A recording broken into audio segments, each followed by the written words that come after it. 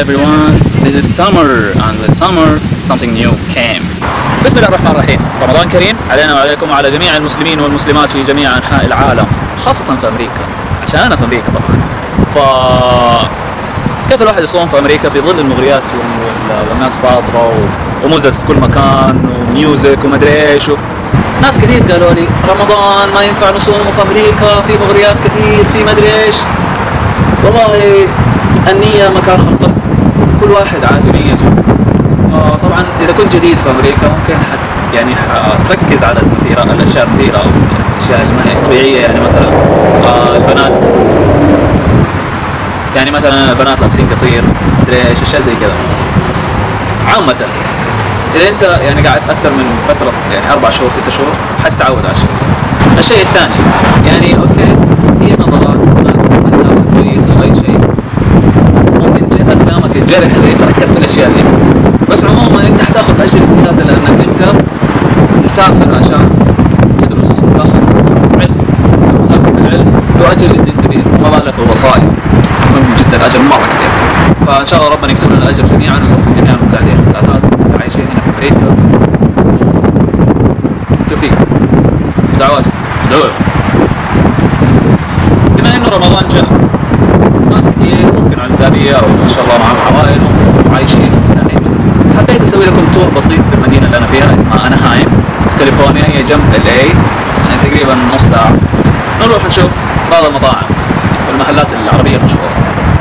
خلينا نشوف. من أكثر الأشياء اللي تخلي الواحد الجداوي يفتكر جدة هي الحلويات. صارت وراثة معانا أصلا. هذا مطعم الوادي، يسوي أكلات خليجية، برضو فرن، مناقيش والكلام هذا. طبعا زي ما انتم شايفين في عندهم بوفيه مفتوح طول شهر رمضان. طيب هذا صالون عرب يضبط القصات الخليجية. في عندهم برضو حريم، اسم خاص للحريم، حجبات كذا. وطبعا هذا أكبر، يعني من أكبر المجمعات، مو أكبر يعني أكبر تجمع مطاعم عربية وأشياء زي كذا. المهم هذا برضو يسوي فطور، إنه بوفيه مفتوح كل يوم ب$20 أعتقد.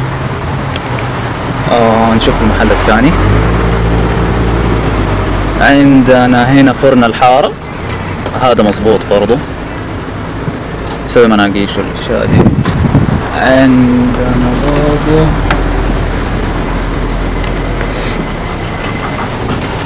ملحمة الهدى، لحم عربي حلال.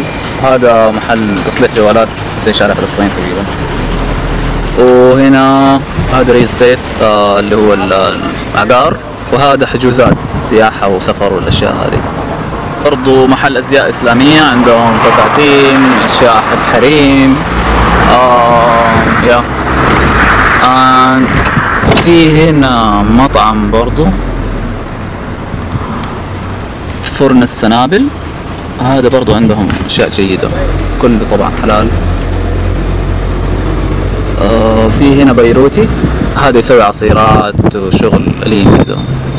وفي هذا برضو فرن الأمير، برضو يسوي مناقيش مرة مضبوطة. هذا مطعم المحروسة، مطعم مصري يسوي أكل خليجي برضو، وأكله مرة مضبوط، وعندهم برضو بوفيه، تقريبا أكثر مطاعم عندهم بوفيه. طيب هذا مطعم ميدان التحرير، أفضل مطعم يسوي أكلات خليجية، يسوي مطبق ومعصوب والشغلات هذه، مرة أنصحكم فيه. هذه طبعا من أكبر البقايا العربية اللي موجودة هنا، اسمها بقايا الطيبات، عندهم خصومات وأشياء جيدة كده في رمضان. طيب هذه مكتبة جرير، للي ما هم مصدق إنه في شيء اسمه مكتبة جرير هنا. طبعا هذه ما هي نفس مكتبة جرير اللي عندنا، بس تواصلوا معهم، عندهم كتب عربية إنجليزية، أي كتب في الدنيا. وهذا الفردوس برضو ترافلينج ومكتب سياحة يعني عربي. في هذا برضو ماركت بليس، هذا أشوف عرب كثير يجوله، أعتقد فيه أشياء عربية كثير. هذا محل اسمه الملك، عندهم خدمات طالب، خدمات قانونية، خدمات، كل الخدمات أعتقد، شحن مدري إيش، هجرة، كل شيء عندهم تقريبا. طبعا في شيء مرة جميل لاحظته، الأندية الطلابية هنا ما شاء الله مسوية شغلها على أكمل وجه. وفي الفطور الجماعي، مسوين فطور جماعي في كل مدينة، في كل ولاية، في كل مكان في نادي طلابي مسوين فطور. تقدر تشوفها في موقع ساودين USA في الفيسبوك. عندكم برضو الطلاب في الجامعة تلاقيهم شباب مع بعض يقطوا يجمعوا فلوس حقت الشهر كامل. هذه حركة مرة حلوة.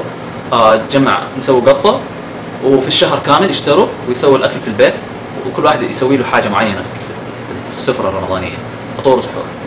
هذا شيء مرة حلو. أتمنى إنه تتساعدوا كذا وكلنا يد واحدة كذا حركات، بس عزموني بعدين يعني. من الأشياء الجميلة في رمضان اللي أنا شفتها هنا، سواء في النهار في الليل في أي وقت، في النهار عامة احنا بنفتقدها كثير عندنا، اللي هي الابتسامة. هنا الناس تبتسم، هذا الباقي انتم عارفين.